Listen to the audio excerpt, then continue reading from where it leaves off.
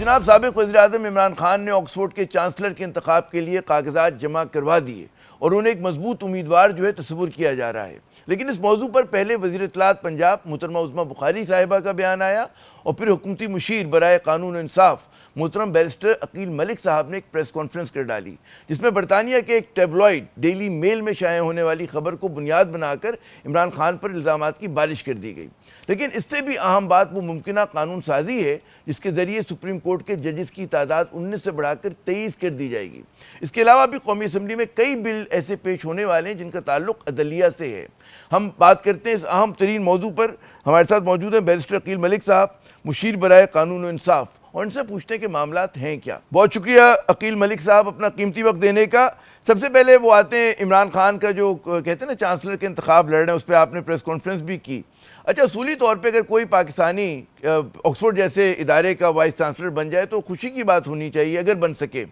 تو کیا وجہ ہے کہ حکومت ذرا سی بے چین نظر آ رہی ہے اور ایک ان کے خلاف ایک محاذ سا کھل گیا ہے؟ ذرا سمجھائیے ہمیں۔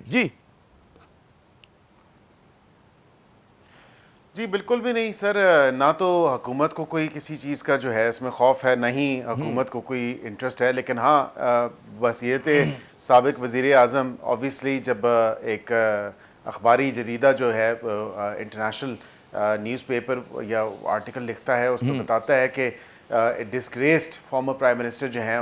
وہ چانسلر بننے کے خواہش مند ہیں اور وہ الیکشن لڑنا چاہ رہے ہیں، تو ہمیں بھی اوبیسلی ذمہ داری ہے، کیونکہ پاکستان کا جو حال کیا ہے 3.5 سال میں آپ نے دیکھا۔ اوبیسلی میں سمجھتا ہوں کہ میری ذاتی جو ایک موقف ہے وہ تو آپ ضرور لیں، اس میں تو کہوں گا کہ یہ ان کو منتخب ہو جانا چاہیے آکسفورڈ کا چانسلر، اور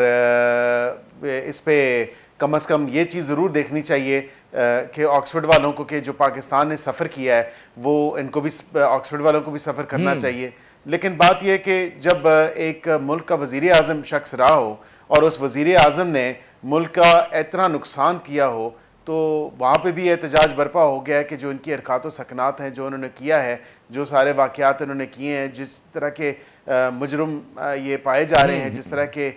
کیسز ان کے اوپر بنے ہوئے ہیں، وہ تمام تر وہ چیزیں ہیں جو حقیقت ہے۔ جی عقیل صاحب، یہ جو آپ کے اعتراضات ہیں، لیکن کچھ فورن میڈیا کا ہمیں بھی تجربہ ہے اور ہم نے ماضی میں کئی مرتبہ دیکھا کہ ہمارا جو بھی وزیر اعظم مشکل میں آیا اس کے خلاف انہوں نے اسی طرح کی جو ہے زبان استعمال کی، اور ڈیلی میل کے بارے میں کہا جاتا ہے ایک ٹیبلوئڈ پرچہ ہے، یہ ٹائمز نہیں ہے، یہ گارڈین نہیں ہے، تو اس کی بات کو اتنا سنجیدہ لینا اور اس کے اوپر پھر مطلب ہے کہ آپ جیسے مشیر کا پریس کانفرنس کرنا، یا ہم نے دیکھا کہ جی ہماری وہ ہیں پنجاب کی وزیر اطلاعات ہیں، انہوں نے بیان جاری کیا، اس پہ اتنے وسائل اتنا وقت صرف کرنا چاہیے حکومت کو یا اگنور کر کے آگے بڑھ جائیں؟ جی نہیں عامر صاحب، پہلی تو بات ہے ڈیلی میل کا، میں جو آپ کو اگر یہ for setting the record straight میں یہ ضرور بتاؤں گا کہ انہوں نے ایک الزام شہباز شریف صاحب پہ لگایا تھا، وزیر اعظم پاکستان پہ، جب اس ٹائم پہ وہ وزیر اعلیٰ تھے پنجاب کے، اور اس ٹائم پہ جب یہ الزام لگا تو اوبیسلی یہ اس کی کلیریفیکیشن سیکھ کی گئی اور ان کو وہاں پہ نوٹس گیا۔ جب نوٹس گیا انہوں نے اپنی تمام تر چیزوں کو دیکھا تو وہ آپ کو یاد ہوگا کہ نیب کی انکوائری کے حوالے سے تھا، ڈیفنس کے فنڈز کے حوالے سے تھا، انہوں نے باقاعدہ معافی مانگی، انہوں نے اپولوجائز کیا، انہوں نے کریکٹ کیا اپنے آپ کو، انہوں نے کہا کہ جی ایسی کوئی بات نہیں تھی، نہ کوئی نیب کی انکوائری تھی، ہم معذرت چاہتے ہیں۔ تو ڈیلی میل نے تو خود اپنا جو ہے اس کی وضاحت پیش کی ہے۔ ڈیلی میل ایک انٹرنیشنل اوبیسلی نیوز پیپر ہے، what ever it is, tabloid ہے، نیوز پیپر ہے، وٹ ایور، اس کو جو نام بھی آپ دے دیں، لیکن ایک انٹرنیشنل لیول پہ آپ اٹھا کے دیکھیں، یہ فرمائشی آرٹیکلز کا پروگرام تو کب سے جاری ہے آپریشن گولڈ سمتھ کی طرف سے، obviously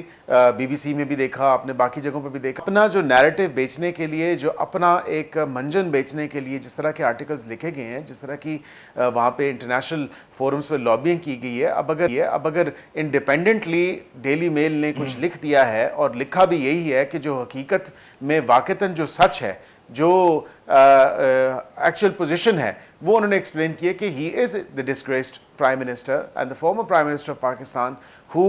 obviously quote unquote انہوں نے چیزیں لکھی ہیں کہ جو خواتین کے بارے میں ان کے خیالات ہیں، جو ان کی اپنی ویلیوز ہیں، جو ان کی اپنے جس طرح یہ ٹیررسٹ اپولوجسٹ رہے ہیں ٹائم اینڈ اگین، جس طرح انہوں نے دہشت گردوں کی سپورٹ میں بھی بولے، ان کے حق میں بھی بولے، so these are all these things are connected تو یہ ہیں obviously, یہ تو نہیں ہے کہ کنوکٹڈ نہیں ہے اور انڈر ٹرائل بھی ہیں کئی کیسز کے لیے. So all of these things obviously دیکھنا تو جو اس کمیٹی نے ہے آکسفورڈ میں جو ہے وہی دیکھے گی, وہی فیصلہ کرے گی whether he is fit to be the chancellor or not, اور ایون کہ نامنیٹ اگر ان کو کرنا ہے تو انہوں نے اپنی سیلف نامنیشن تو کی ہے, لیکن جو پیپر پاس ہونے ہیں, جو اسکروٹنی ہونی ہے ان کی نامنیشن کے اوپر, وہ تو اس کی کمیٹی نے دیکھنا ہے. لیکن having said all of this, as somebody who has obviously gone far and beyond in dismantling Pakistan and literally Pakistan کی عوام کو انہوں نے ہرٹ بھی کیا, پاکستان کے سینٹیمنٹس کے ساتھ بھی کھیلا اور پاکستان کو نقصان بھی پہنچایا. So after somebody who's done all of this, then I explained today that this is somebody who is vying for this position. وہ جو چاہ رہا ہے کہ وہ چاہتا ہے کہ مجھے اس پوزیشن پہ لایا جائے. obviously this is a way to sort of extract him, کہ یہ آپریشن گولڈ سمتھ جو کام کر رہا ہے, جو چل رہا ہے, یہ ہے کہ یہ آپ نے اہم نقطہ اور اس اٹھایا کے بعد جو ہے ہم اس کو ایکسٹریکٹ کریں. جی میں کہہ رہا ہوں آپ نے اہم نقطہ اٹھایا, لیکن مجھے کیونکہ میں بہت عرصے سے صحافی ہوں تو مجھے یاد آ رہا ہے کہ لگ رہا ہے کہ یہ فلم بار بار اس ملک میں اور اس بین الاقوامی پلیٹ فارمز پہ چل چکی ہے.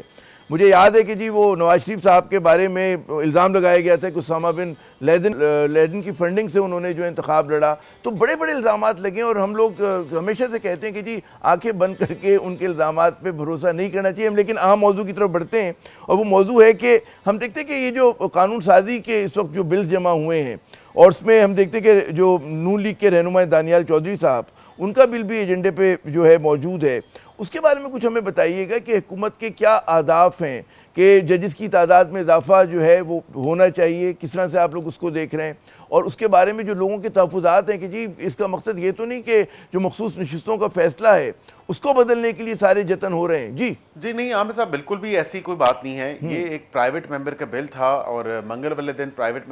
ممبر بل ڈے ہوتا ہے, اور آبویسلی اس کے جو نیشنل اسمبلی کے رولز ہیں, رولز آف بزنس اور پروسیجر, وہ یہی کہتے ہیں کہ منگل کا دن جو ہے وہ ایک پرائیویٹ ممبر ڈے ہے, اور ان کا پرائیویٹ بل تھا, نہ گورنمنٹ بیک تھا, نہ گورنمنٹ سپورٹڈ تھا.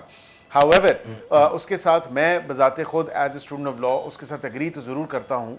لیکن یہ حکومت کا موقف نہیں ہے, یہ میرا ایک ذاتی موقف ہے. اور میں اس لیے اگری کرتا ہوں کہ جو آپ کے اتنے زیادہ کیسز جو ہیں, جو اصل کیسز ہیں, چاہے وہ فیملی لاء سے ہوں, کرمنل لاء سے ہوں, لینڈ کے ایشوز ہوں, سول کے ہوں, دیگر ایشوز ہوں, وہ تمام تر بیک برنر پہ چلے جاتے ہیں. کیونکہ یہاں پہ آپ نے دیکھا کہ فریولس اور ویکسیشیس لیٹیگیشن جو ہے وہ ضرور ہوتی ہے, وہ کورٹس میں ہر چھوٹا بڑا مدعا لایا جاتا ہے,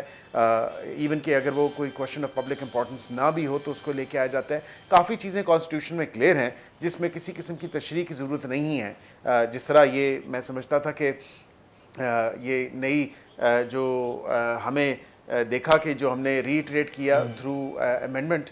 وہ obviously وہی چیز ہے ہم لے کے آئے. ہم نے کہا جی 3 دن کے اندر بیان الفی جمع ہوتی ہے, لیکن یہاں پہ فیصلوں میں دیکھا کہ 15 دن کے اندر obviously ہوتی ہے. I don't know where this is coming from, کیونکہ آئین تو کلیئر ہے, الیکشن ایکٹ بھی کلیئر ہے. دانیال صاحب کا جو بل ہے وہ obviously میں بذات خود as somebody who is a student of law میں تو اس کو سپورٹ کرتا ہوں, اور دیکھتا ہوں کہ بیکاز obviously ایک وہ کہتے ہیں کہ لارجر بینچ جب بنتا ہے یا فل کورٹ ہوتا ہے تو وہ تمام تر باقی جو کیسز ہیں وہ نہیں ان کی سنوائی ہوتی. تو اصل مقصد تو ہے کہ انصاف کی فراہمی, اصل مقصد ہے کہ عام عوام کو جو انصاف ملے, وہی مین مقصد ہے. اور عدالتیں بھی اسی پرپس کے لیے ہیں, یہ نہیں ہے کہ ہم سیاسی لوگوں کے لیے جو ہیں عدالتیں لارجر بینچز بن جائیں اور اس کی تشریح کے لیے بھی بیٹھ جایا جائے, اور اس کو مطلب ہے یہ سارا پروپیگنڈا, اور آپ لوگوں کو کوئی ہڈن ایجنڈا نہیں ہے کہ جی جو پرانے کیسز جن پہ فیصلہ آ چکا ان کو جو ہے دوبارہ سے ان کا جائزہ لینا ہے, ان کے اوپر دوبارہ سے فیصلہ صادر کرانا ہے. نہیں, میں نہیں سمجھتا, نہیں قطعاً not at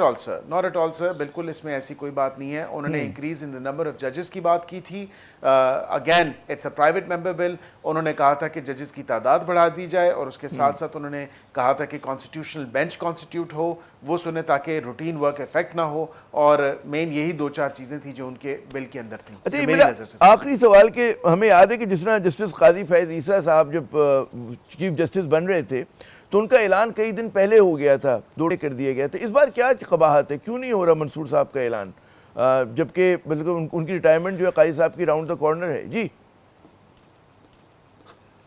جی میں ایک اس پہ بھی عرض کر دوں کہ پہلی تو بات ہے وہ ان کی نوٹیفیکیشن کوئی it doesn't serve as a precedent. وہاں پہ ایک ایسی سچویشن تھی, آپ کو یاد ہوگا کہ ایک انٹرم سیٹ اپ میں جایا جا رہا تھا, کیئر ٹیکر سیٹ اپ میں جایا جا رہا تھا, اور اسی وجہ سے کیونکہ جب کیئر ٹیکر سیٹ اپ میں ہوتے ہیں تو پھر یہ کچھ چیزیں مشکل ہوتی ہیں اس ٹائم کی نوٹیفیکیشنز کرنا and so on so forth. اسی لیے اس تمام تر چیز کو کیونکہ آلریڈی ڈیسائیڈ ہو گیا تھا کہ پارلیمنٹس ڈیزالو ہوں گی بائی دس ڈیٹ, اینڈ اس وجہ سے ان کا پرائر ٹائم کر دیا گیا تھا. ویسے جس نے چیف جسٹس پاکستان بننا ہوتا ہے اس کا بڑا ایک واضح میکینزم موجود ہے کہ 175A سب آرٹیکل 3 میں آئین پاکستان کے مطابق جو سینئر موسٹ جج ہوتا ہے وہی چیف جسٹس پاکستان ہوتا ہے, تو اس میں کوئی ابہام نہیں ہے, وقت آنے پہ ان کا بھی نوٹیفیکیشن ہو جائے گا. بہت بہت شکریہ عقیل صاحب, آپ نے اپنا قیمتی وقت دیا. کوئی بھام نہیں ہے نئے چیز آنے میں, یہ کہنا ہے ہمارے جو مشیر ہیں قانون کے اور انصاف کے. ناظرین یہاں پہ ایک وقفہ لیتے ہیں, وقفے کے بعد جب دوبارہ ہم حاضر ہوں گے تو ایک اور بہت اہم سلگتا ہوا مسئلہ حادثہ کارساز, اس میں کیا اس کی جو ملزمہ ہے اس کو سزا ملے گی, یا جو ماضی میں ہوتا رہے کہ جن کا اثر و رسوخ ہوتا ہے وہ کسی نہ کسی طرح سے قانون کا جالا توڑ کے نکل جاتے ہیں. بات کریں گے ہم ضیاء اعوان صاحب سے.